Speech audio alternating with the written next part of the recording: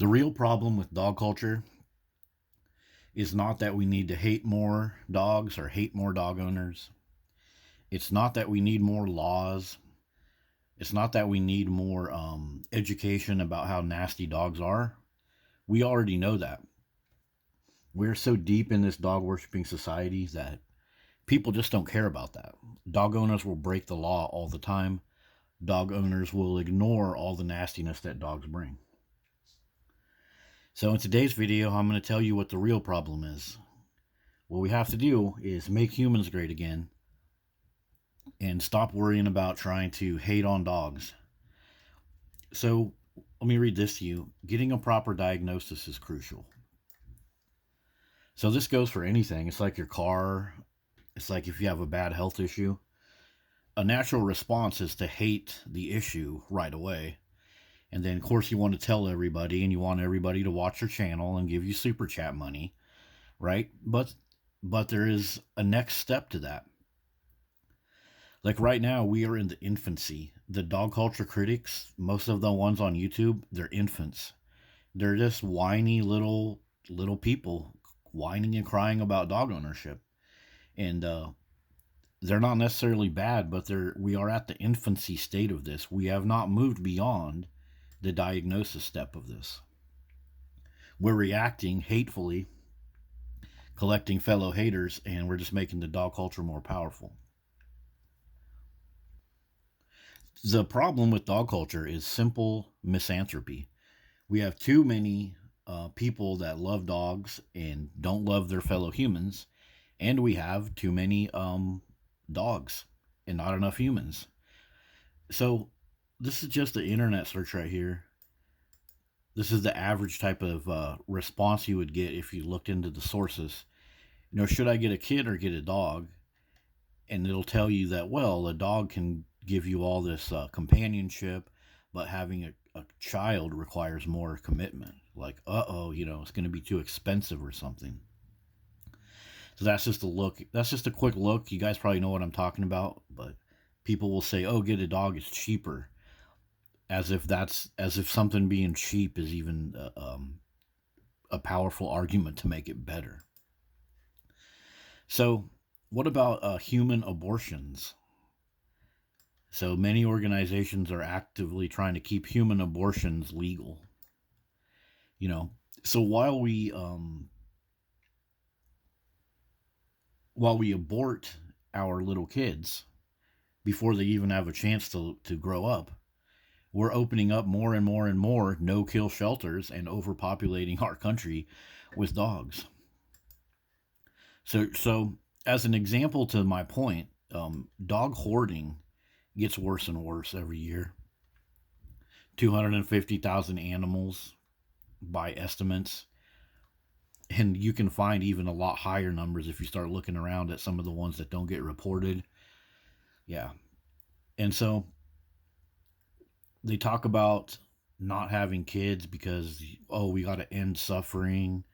A lot of the anti-natal people talk about that. But yet, we force dogs into suffering situations all the time. So the no-kill shelter itself has a movement in Congress.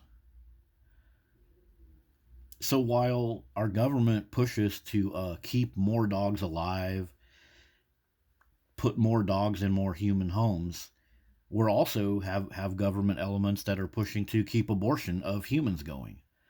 So it's this crazy disparity. We're trying to keep all these dogs alive, but what about the humans? Yeah.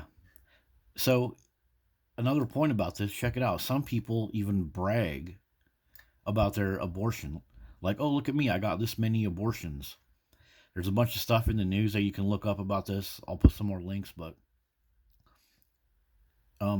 they boast about it.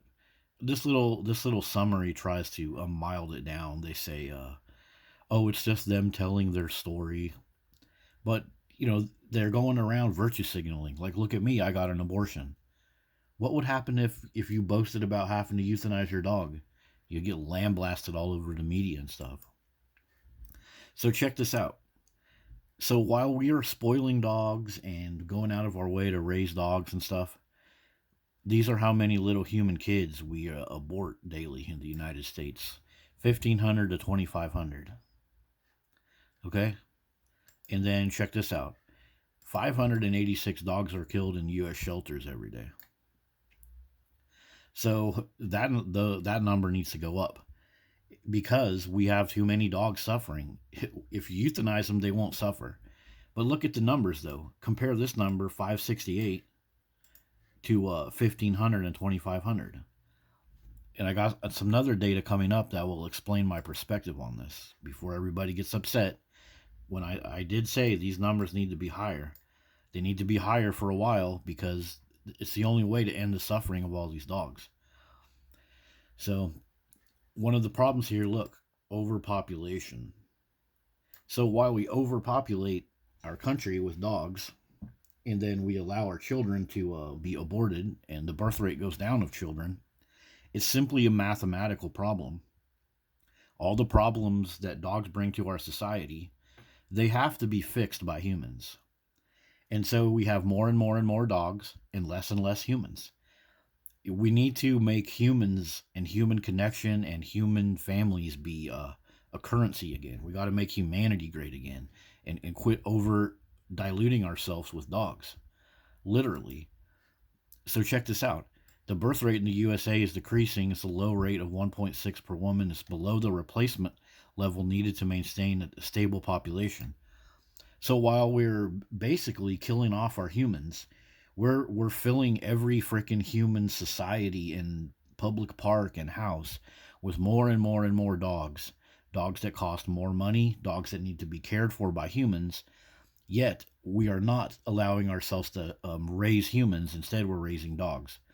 We are simply just increasing the workload of our entire country by filling the country with dogs. Dogs that end up suffering in the shelter anyways. And here's another little look up on that. But the U.S. population is projected to decrease for the first time in 2025 due to declining birth rates and the drop in immigration. And they'll say that people aren't having kids because they cost too much. But look at the cost of dog ownership. Look at what it costs for all these shelters that run on taxpayer money to euthanize dogs, all the police that have to respond to dog problems. The total cost on our society is billions and billions and billions of dollars for dogs. Yet they'll tell people, oh, just get yourself a couple dogs instead of a kid, that'll be cheaper. No, it's not cheaper, and just because something's cheap doesn't make it good. Yeah. And so here's the thing about the dog population. The US is facing a dog overpopulation issue with millions of dogs entering shelters each year. We got dogs running around on the street in Texas killing each other and attacking young men and women right on the street. It's getting to be like India, like the Key Dogs documentary. I'll put that one in the description. You guys really should check that one out because that's where we're heading with this. And notice what they cite: rising pet care costs.